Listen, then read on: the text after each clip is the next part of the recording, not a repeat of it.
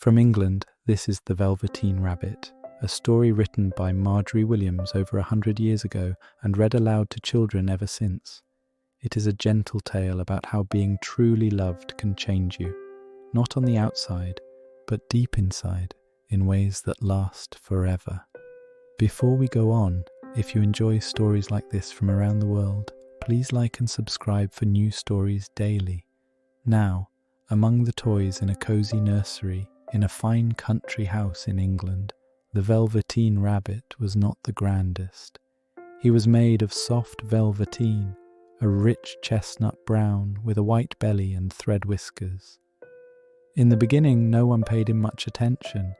There were mechanical toys with real working parts, and they looked down on the little rabbit, who was only stuffed with sawdust and had no special knowledge of how things were made. But the rabbit was humble. He did not mind. He sat quietly, watching and waiting. Gradually, the rabbit came to know a wise old toy called the skin horse. The skin horse had lived in the nursery longer than anyone could remember. His brown coat was rubbed away in patches, and most of the hair had been loved off his tail. But his eyes were still kind and knowing. One evening the rabbit and the skin horse lay side by side near the nursery fender, and the rabbit asked the question that had been growing inside him. "What is real?" asked the rabbit. "Does it mean having things that buzz inside you and a stick-out handle?"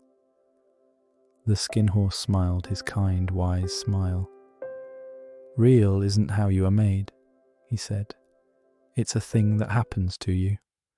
When a child loves you for a long, long time, not just to play with, but really loves you, then you become real." "Does it hurt?" asked the rabbit. "Sometimes," said the skin horse, for he was always truthful. "When you are real, you don't mind being hurt." "Does it happen all at once?" the rabbit asked, "or bit by bit?" "It doesn't happen all at once," said the skin horse gently. "You become. It takes a long time. That's why it doesn't often happen to toys who break easily, or who have sharp edges, or who have to be carefully kept. By the time you are real, most of your fur has been loved off, and your eyes don't see as well, and your joints get loose. But these things don't matter at all, because once you are real, you can't be ugly, except to people who don't understand." The rabbit thought about this for a long, long time. And then, one Christmas morning, everything changed. The boy had been given many gifts: bright packages wrapped in paper, a toy train, tin soldiers, and a wooden castle. But that evening, when Nanny was looking for something to fill the empty space in the boy's bed, her hand closed around the Velveteen Rabbit. She placed him in the boy's arms, and the boy held him close all night long. The rabbit could feel the boy's warm breath against his velveteen ears. He could feel the boy's small fingers curled around his paw, and something deep inside the rabbit began to glow, a warmth he had never felt before, and that was the beginning of everything. After that, the rabbit was always with the boy. They played together in the garden among the roses. They explored the orchard where the apple trees grew in crooked rows. They sat by the edge of the meadow where the tall grass swayed in the breeze. The boy called the rabbit his own and told him all his secrets. Whispered stories about dragons and ships and castles far away. Sometimes, when the boy fell asleep in the afternoon sun, the rabbit would think about the things the skin horse had said. And he wondered, was all this love slowly making him real? He felt something growing inside him, something warm and certain, like sunlight filling a room. As the months went by, the rabbit's velveteen grew shabbier. His beautiful chestnut coat was rubbed thin and worn in places. His ears grew floppy and soft. One of his button eyes had a scratch from a time the boy had accidentally caught it on a bramble. His thread whiskers were almost gone. But the rabbit did not mind. Not one bit. He was very happy, and he felt almost real. The mechanical toys in the nursery still turned up their noses at him, but the rabbit no longer cared what they thought. He had something they did not. He had been loved, truly loved, and that made all the difference in the world. One spring afternoon, deep in the forest near the meadow, the boy set the rabbit down in the ferns while he ran to look at something interesting. The rabbit lay quietly and listened to the wind in the grass. He smelled the wild thyme on the air and felt the cool earth beneath him. Then something happened. From behind a clump of bracken came two figures, and they were rabbits. But these were real rabbits, wild ones, with long hind legs and gentle brown eyes that shone in the dusk.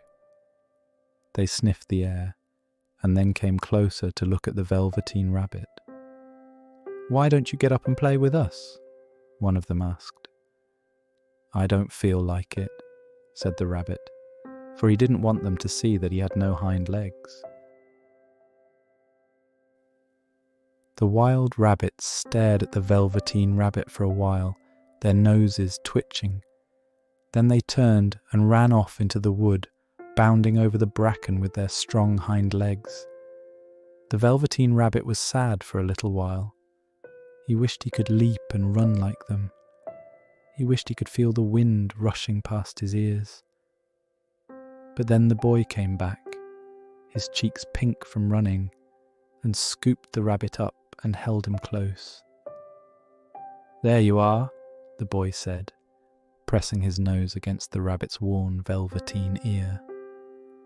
And the rabbit forgot all about the wild rabbits. He had the boy, and the boy had him, and that was enough. Then, one terrible week, the boy fell ill with scarlet fever. He burned with heat and lay still and grey in his white bed, and the house grew very quiet. The rabbit sat beside him on the pillow hour after hour, not leaving, watching over the boy. The curtains were drawn. The room smelled of medicine. Sometimes the boy would reach out in his fevered sleep and hold the rabbit tighter, and the rabbit would feel the boy's hot hand against his worn velveteen side. When the fever finally broke, and the boy slept peacefully at last, the rabbit was still there, his velveteen worn soft as silk from all the holding and the hoping. The rabbit had never felt more needed or more loved. When the boy was well enough to go outside again, the doctor said all the bedclothes must be burned. Every toy that had been in the sick room must go too, to stop the illness from spreading. And so the rabbit was bundled with the old sheets and carried out to the garden. He lay in a heap of rubbish among the withered flowers and the broken things. The night was cold and clear with a great many stars. The rabbit lay there alone, and he thought of the boy, of all the beautiful mornings they had spent together, of the secrets whispered under the apple trees, of the warm arms that had held him close. And then a tear, a real tear, ran down his shabby velveteen nose and fell upon the cold ground. And where the tear had fallen, a strange and wonderful thing happened. A small green shoot pushed up through the cold earth, and from the shoot grew a flower more beautiful than anything in the garden.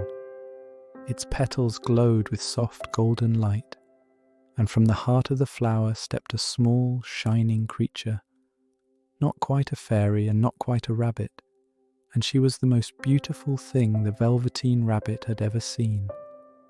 She glowed with gentle starlight, and her wings shimmered like morning dew. "Little rabbit," said the fairy, "don't you know who I am?" He looked at her and he did not know, "I'm the nursery magic fairy," she said softly. "I take care of all the playthings that children have loved.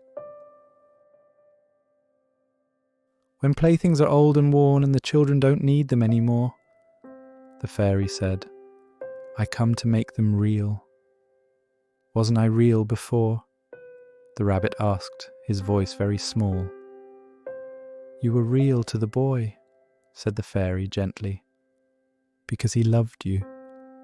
But now you shall be real to everyone." And she held him close and kissed the top of his worn velveteen head and set him down softly in the dewy grass at the edge of the wood. The rabbit looked down, and there were his hind legs, strong and straight and real. He stretched them and he could feel the cool grass between his toes. He was a real rabbit at last, wild and beautiful, free in the forest, with a heart full of everything the boy had given him. And in the spring, when the boy came to play in the garden again, he saw a rabbit sitting at the edge of the wood. It looked familiar. Something in the way it sat and the turn of its head reminded him of something he had loved very much. But he never quite knew. The real rabbit looked at the boy for a long, quiet moment. Then it turned and leapt away, bounding through the long grass, free at last and real, more real than anything it had ever been. And that is what the skin horse meant, all along. When someone loves you, truly loves you, it changes you forever. Not because you look different, but because something inside you becomes real. And once you are real, you can never become unreal again. And that was the story of the Velveteen Rabbit. What did you think of the story and the lesson? Share your comments below.